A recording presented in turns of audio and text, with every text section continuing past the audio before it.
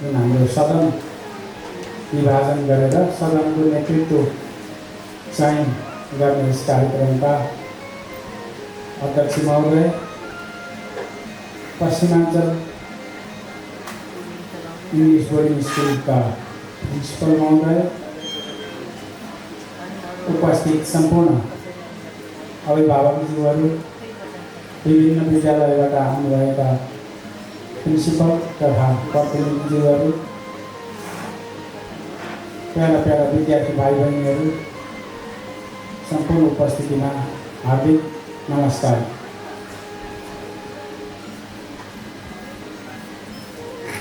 अत्यन्तै खुसी लागेको छ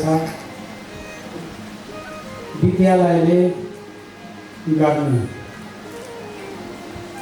व्यक्तिको अन्तर्निहित क्षमताको विकास गर्ने पाठ्यक्रमले तोकेको हुन्छ र व्यक्तिको सर्वाङ्गीण विकास गर्ने भनेर भन्छ। यो मध्ये हामी एउटा व्यक्तिलाई चाहिने GPA 4 लगायतका शारीरिक विकास, मानसिक विकास, संवेगात्मक विकास, सामाजिक विकास गर्ने विद्यालयले नै हो। यसमा विद्यालयले भूमिका ठुलो निर्वहन गरेको हुन्छ। यसको लागि जुन विद्यार्थी भाइ बहिनीहरूले अगाडि हामीले उनीहरूले प्रस्तुत गरेका विभिन्न कलालाई हेरेर देख्न सकिन्छ विद्यालयले कति क्षेत्रमा सहयोग गरिरहेको छ भन्ने कुरा। विद्यालयले गर्ने यस्तै क्रियाकलाप हो। हामी अनुभवमा आधारित भएर खालि भनेर सुनेको भरमा नभएर गर्न लगाएर अहिलेसम्म कुनै पनि शिक्षक शिक्षिका यहाँहरू दिएर केही कुराहरू भनिरहनु भएको छैन। यत्रो कार्यक्रम ती विद्यार्थी भाइ बहिनीहरूले सञ्चालन गरिरहेका छन्। यही हो हामीलाई चाहिएको। भोलि गएर सबै विद्यार्थी इन्जिनियर हुने पनि होइन, डाक्टर हुने पनि होइन, वकिल हुने पनि होइन। सबै क्षेत्रमा बानी छन्। बहुबौद्धिकता हुन्छ। त्यो बहुबौद्धिकतालाई मध्यनजर गर्दै विद्यालयले यसरी विभिन्न किसिमका कार्यक्रमका माध्यमबाट उनीहरूलाई सहयोग गर्ने हो। यसको लागि अभिभावकको भूमिका पनि महत्त्वपूर्ण हुन्छ। घरमा पाहुना आउँदा नमस्कार गरोस्, पानी सोधोस्, होइन, सन्चो बिसन्चो सोधोस्, यस्तो बच्चा चाहिएको हो। नम्बर त ल्याउँछ पढेपछि, तर हाम्रो अहिले अलिकति त्यो पक्ष चाहिँ कमजोर भइरहेछ नि। नम्बर ल्याउँछ, GPA 4 ल्याउने बित्तिकै ती सबै आउँदैन। GPA 4 ल्याउने बित्तिकै घरमा नमस्कार गरिहाल्छ भन्ने छैन। त्यस भएको हुनाले व्यवहारिक ज्ञान सिप विकास गर्नको लागि यस्ता कार्यक्रमले असाध्यै सहयोग गर्छ। जुन विद्यालयले गरेर हामीलाई देखाउनु भयो, यो विद्यालयप्रति म आभारी छु।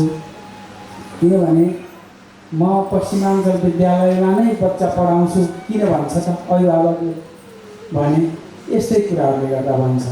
विद्यालयको प्रभावकारिता, विद्यालयमा सिकाउनु पर्ने कुराहरू कति पनि नछोडिकन उनीहरूलाई गराउनु पर्ने व्यवहारिक कुराहरूमा असाध्यै मेहनतका साथ यति कुरा देखाउनको लागि कति दिन अभ्यास गर्नुभयो होला। कति दिन अगाडिको अभ्यासले मात्रै यहाँ यो मञ्च यसरी चाहिँ चल्छ। हिजो भनेर आज त चल्दैन। कति विद्यार्थीहरूलाई प्र्याक्टिस गराउनु भयो। सर आउने बित्तिकै बच्चाहरूले आफ्नो सिप विकास गरेको कुरा सदा देखाएका छन्। सानो भए पनि हामीले यहाँ उभिएर बोल्न पनि सक्दैनौँ, उभिन पनि सक्दैनौँ हाम्रो त्यो उमेरमा भने अहिले विद्यालयले जसरी आत्मबल बढाएर बच्चाहरूलाई एउटा सिप विकास गरेर जुन काम गरिरहेको छ त्यो असाध्यै सराहनीय काम हो। हरेक विद्यालयले गर्नुपर्छ र हरेक सिकाइलाई विद्यार्थीको जीवनसँग जोड भनेर पाठ्यक्रमले पनि भनेको छ। यहाँ मैले त्यो कुरा देखेँ। जस्तै यो सदन हाउस भन्ने चलन छ, अङ्ग्रेजीमा हाउस भनिन्छ, सदन हामी नेपालीमा भन्छौँ। त्यो सदनको नेतृत्व गर्नको लागि निर्वाचन प्रणाली यहाँ देखाउनु भयो सरहरूले। निर्वाचन प्रणाली भनेर पढाउनु परेन नि, त्यो एक दिन कार्यक्रम चलाइदिनु भयो। अब निर्वाचन भनेर के रहेछ भने त्यसै जानिसक्यो, त्यो यसरी हो कि सिक्ने भनेर गरेर सिक्ने, लर्निङ बाई डुइङ। प्रायः जस्तो विद्यालयमा के हुन्छ भन्दा सबै कुराहरू भनेर सिकाइन्छ। चिनी गुलियो हुन्छ भनेर कामलाई भन्ने, अनि गुलियो हुने कामले हो थाहा पाउने। गुलियो केबाट थाहा हुन्छ? जिउबाट हो नि थाहा हुने। ज्ञानेन्द्रिय भनेको के हो? कुन चिजको ज्ञान कुनै ज्ञानेन्द्रियले प्राप्त गर्छ त्यसबाट बुझ्ने हो, त्यहाँ पुर्याउनु पऱ्यो नि। चिनीको अलिकति चिनी लिएर गएर ल खाऊ त भनेर सबैलाई चाख्न दियो भने कस्तो चाहिँ यो गुलियो छ, के हो यो चिनी हो, अब भनिरहनु पर्छ र पर्दैन। तर हामीले के गर्छौँ, प्रायः जस्तो विद्यालयमा जाँदा देख्छु चिनी गुलियो हुन्छ भनेर काममा भन्छौँ। त्यो कामले चाहिँ गुलियो थाहा पाउने होइन। त्यसो हुँदा सिकाइलाई प्रकृतिसित जोड्नुपर्छ, ऊ त प्राकृतिक रूपमा जानु पऱ्यो कि। त्यसमा हुनाले त्यो सिकाइ दीर्घकालीन हुन्छ। अब यो प्रोग्राम कहिले बिर्सिन्छ त? कहिले पनि बिर्सिन्न। यो प्रोग्रामको लागि तयारी गर्दा गरेका क्रियाकलापहरू कहिले बिर्सिँदैन। अभिभावक र विद्यालयले सहयोग गर्ने, सकारात्मक वातावरण सिर्जना गर्ने, पढ्नको लागि उपयुक्त वातावरण सिर्जना गरिदिने हो। सिकाइको लागि गर्ने त आफैले। जति वातावरण राम्रो भए पनि आफूले गरेन भने त्यो आउँदैन, नतिजा त आउँदैन। त्यसो भए एक नम्बरमा प्रयास गर्ने भनेको बच्चाले नै हो। त्यो प्रयास गर्नको लागि उपयुक्त वातावरण घरमा अभिभावक, विद्यालयमा विद्यालयले गरिदिँदा नतिजा कहीँ जाँदैन, एकदम उत्कृष्ट भएर आउँछ। गरेपछि विषय खानमा त्यसो हुँदा कर्मान्वित बाबेका जस्तो नफलेसी त राजा नै हो। राम्रो गर्नुहुन्छ भने राम्रो फल आएकै हुन्छ। फल भनेर फेरि फल जब्दै हिँड्नु पर्दैन कि, नराम्रो गरेपछि नराम्रो नै हुन्छ। गत साल मोटा धान लगाउने अनि भर्खर मसिनो धान कसरी झार्छ? झार्दैन नि। तर हामी के गर्न सक्छौँ भने अर्को साल मसिनो धान झराउन सक्छौँ। अहिले मसिनो धानको बिउ राखेर यति गर्न सक्छौँ नि हामी। सधैँ मोटो झरी त होइन नि त्यहाँ हो। गत सालको धान मिठो लागेन भात, अब हामी यो भात खाँदैन भनेपछि हामीले चाहिँ त्यो बिउ फेरेर मसिनो धान ल्याएर त्यो भतारीबाट मसिनो धान झराउन सक्छौँ।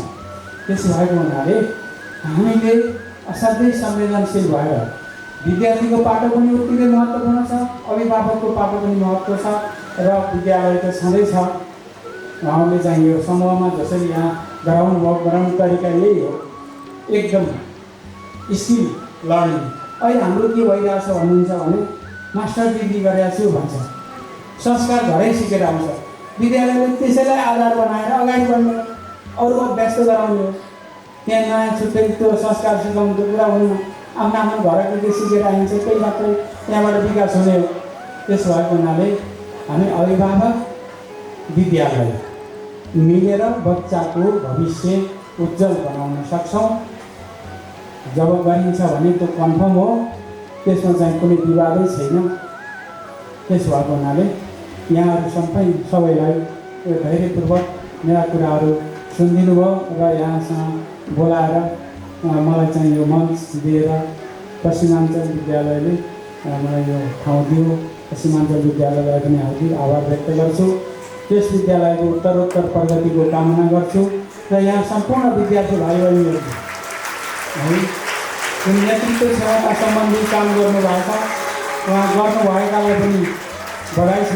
अब गर्नको लागि तयार हुनुहुन्छ, उहाँले सफल गराउनुहोस् आफ्नो कार्यलाई भन्दै आफ्नो भनाइ यहीँ अन्त्य गर्छु। हस्, धन्यवाद।